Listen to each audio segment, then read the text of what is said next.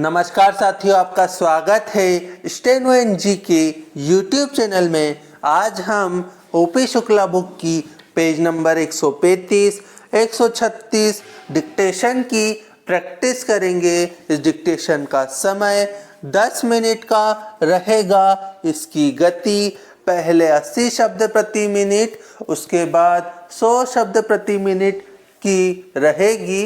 अब हम dictation start करेंगे। 1, 2, 3 स्टार्ट।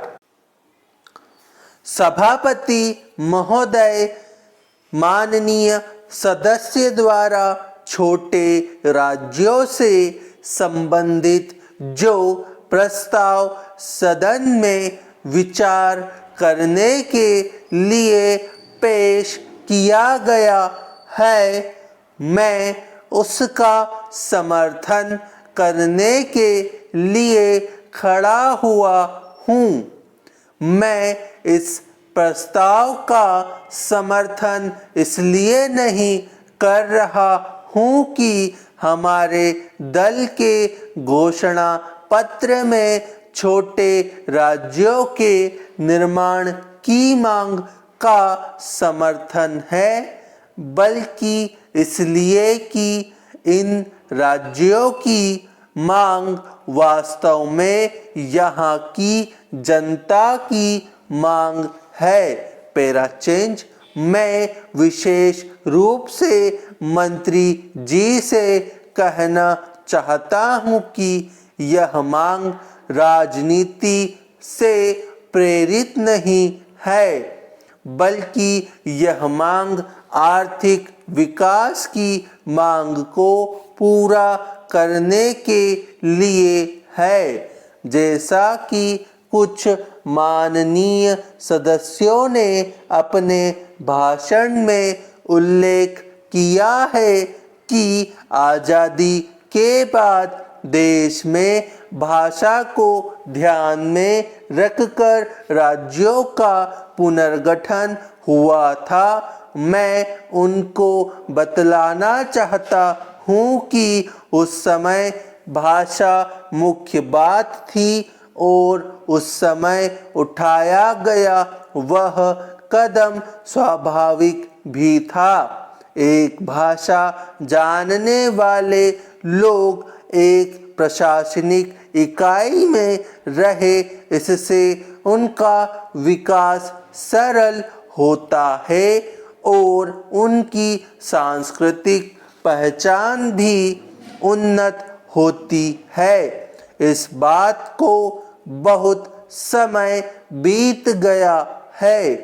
अब यह लग रहा है कि भाषा के आधार पर बने हुए राज्य बहुत बड़े हैं और उन्हें संभालना भी कठिन हो रहा है तथा विकास अवरुद्ध हो जाता है। प्रशासनिक दृष्टि से भी वे ठीक प्रकार से नहीं चल पा रहे हैं। ऐसी स्थिति में अब जो मांग हो रही है वह आर्थिक विकास की गति को तेज करने के लिए और प्रशासन को ठीक ढंग से चलाने के लिए हो रही है। मेरी दृष्टि में छोटे राज्य इनमें सहायक सिद्ध होंगे और अब समय आ गया है कि छोटे राज्यों के निर्माण के सवाल पर सदन में गंभीरता से विचार होना चाहिए। Para change. यह धारणा गलत है। जैसा कि मुझे पूर्ववक्ता कह रहे थे कि छोटे राज्यों के निर्माण से देश कमजोर हो जाएगा। असल में छोटे राज्यों का निर्माण देश की प्रगति में होगा। मैं इस बात को भी साफ कर देना चाहता हूँ कि यदि इस राज्य का परिस्थितियों के अनुसार विभाजन किया जाता है तो उसका असर उसके पड़ोसी राज्यों पर नहीं पड़ेगा। विभाजन से मेरा आशय देश के टुकड़े करने से नहीं है बल्कि राज्यों के पुनर्गठन से है। विभाजन तो तब पैदा होता है जब देश का कोई भाग देश से बाहर जाने की गलत कोशिश करता है। अब हम इसी डिक्टेशन को 100 शब्द प्रति मिनट की गति से दोहराएंगे। 1 2 3 स्टार्ट। सभापति महोदय, माननीय सदस्यों द्वारा छोटे राज्यों से संबंधित जो प्रस्ताव सदन में विचार करने के लिए पेश किया गया है, मैं उसका समर्थन करने के लिए खड़ा हुआ हूँ।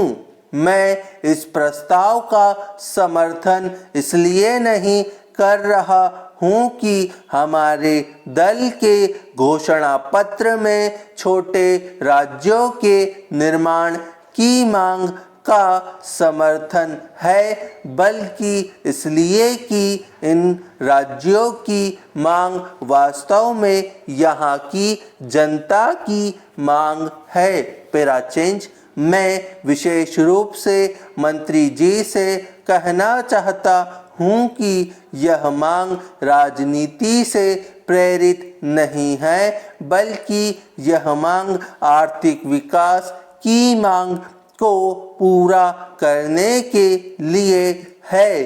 जैसा कि कुछ माननीय सदस्यों ने अपने भाषण में उल्लेख किया है कि आज़ादी के बाद देश में भाषा को ध्यान में रखकर राज्यों का पुनर्गठन हुआ था। मैं उनको बतलाना चाहता हूँ कि उस समय भाषा मुख्य बात थी और उस समय उठाया गया वह कदम स्वाभाविक भी था।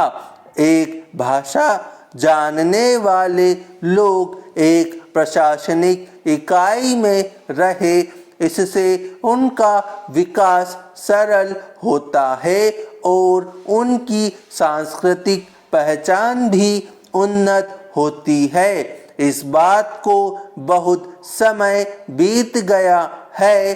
अब यह लग रहा है कि भाषा के आधार पर बने हुए राज्य बहुत बड़े हैं और उन्हें संभालना भी कठिन हो रहा है तथा विकास अवरुद्ध हो जाता है। प्रशासनिक दृष्टि से भी वे ठीक प्रकार से नहीं चल पा रहे हैं। ऐसी स्थिति में अब जो मांग हो रही है वह आर्थिक विकास की गति को तेज करने के लिए और प्रशासन को ठीक ढंग से चलाने के लिए हो रही है।